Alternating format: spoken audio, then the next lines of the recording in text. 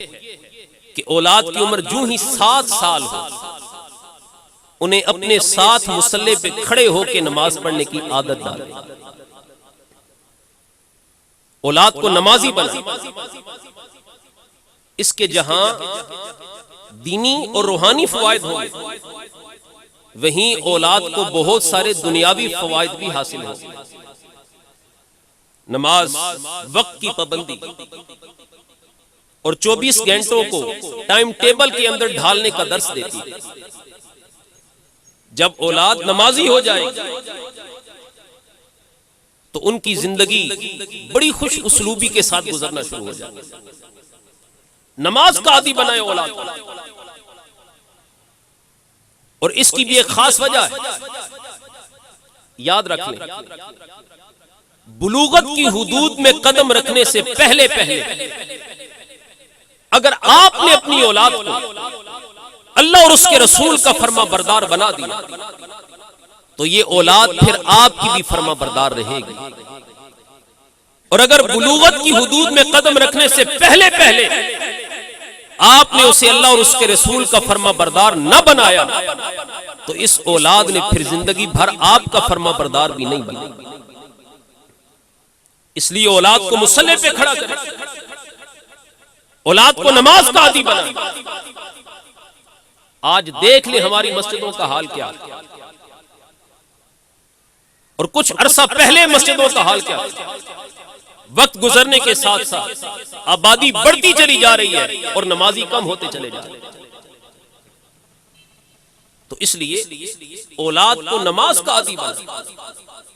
और नमाज का आदी कैसे बनाना? अगर बाप खुद 10 बजे जमाइयां लेता हुआ उठे और बेटे को कहे तूने फजर की नमाज पढ़नी, तो बेटा कभी भी नमाजी नहीं बनेगा। सबसे पहली जो जिम्मेदारी है वो अपने वालिदैन की। और औलाद के लिए सबसे पहला जो आइडियल होता है वो उसका बाप और उसकी मां होती है। अगर मां और बाप कैरेक्टर के साफ होंगे तो औलाद भी किरदार की पाकीज़ा होगी। और अगर वालिदैन बुरे किरदार वाले होंगे तो औलाद भी बुरे किरदार वाले। अगर हमारी ख्वाहिश है कि आने वाली नस्लें ताजदारे कायनात सल्लल्लाहु अलैहि वसल्लम के दीन की सिपाही बने, तो फिर जरूरत इस अम्र की है कि औलाद की तरबियत भी दीनी खुतूत के मुताबिक। तो इसलिए शाम का वक्त हो तो जहां हम शाम को अपने बच्चों से पूछते हैं बेटा आज ट्यूशन गए थे या नहीं गए, जहां ये पूछते हैं बेटा होमवर्क किया या नहीं किया, ये सारी बातें बाद में पूछें। पहले पूछें बेटा 5 वक्त की नमाज पढ़ी थी या नहीं पढ़ी। तो नमाज का औलाद को आदी बना। और ये तकलीफ आपको सिर्फ 2-3 महीने करनी पड़ेगी। इसके बाद खुद ब खुद औलाद का मैलान हो जाएगा दीन के लिए। एक दिन उसे फजर के टाइम उठाएं, उसके लिए उठना मुश्किल हो, पानी गर्म करके उसे पेश करें कि बेटा इससे वजू कर। 2 दिन 3 दिन पानी आपको गर्म करके देना पड़ेगा। चौथे दिन कहेगा बाबा मैं खुद पानी गर्म कर लूंगा। 3 दिन उसे उंगली पकड़कर मस्जिद का रास्ता दिखाना पड़ेगा। चौथे दिन बेटा खुद कहेगा बाबा फजर की नमाज का टाइम हो गया, आओ नमाज पढ़ने के लिए चलते हैं। तो ये तकलीफ कुछ दिन सिर्फ आपको करनी पड़ेगी। तो इसलिए वालिदैन की ये जिम्मेदारी बनती है कि अपनी औलाद को नमाजी बनाए, औलाद के अंदर नमाज की मोहब्बत को पैदा करें। आज मस्जिदें बढ़ती जा रही हैं मगर नमाजी कम होते जा रहे हैं।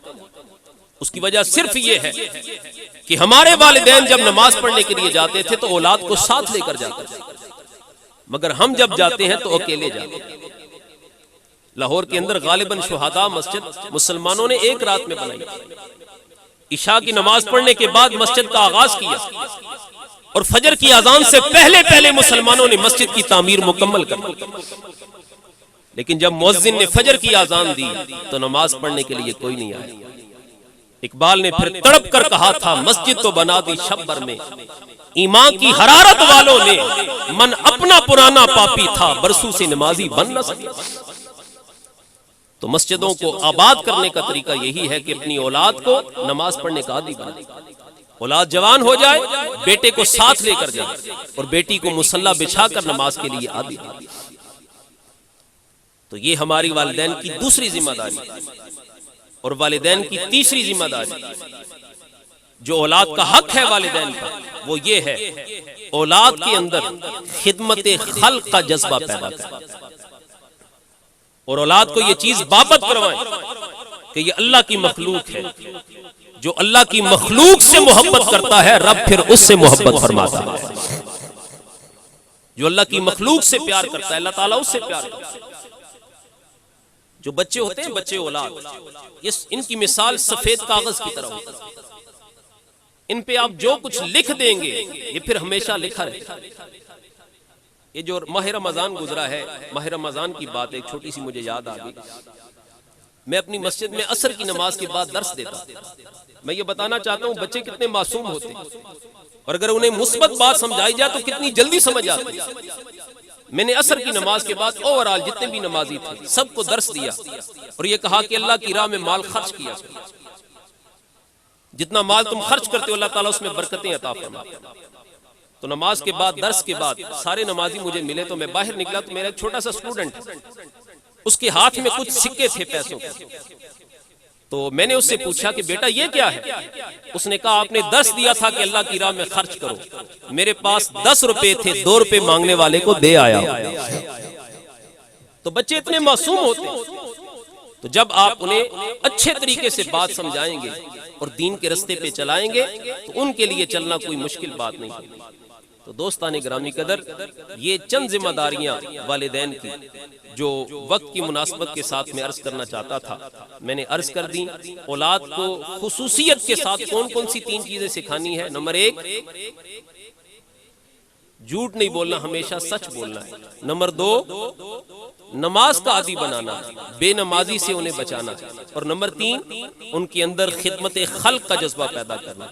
उन्हें बताना है कि अल्लाह की मखलूक की जब खिदमत की जाए तो अल्लाह ताला उनसे राजी होता है।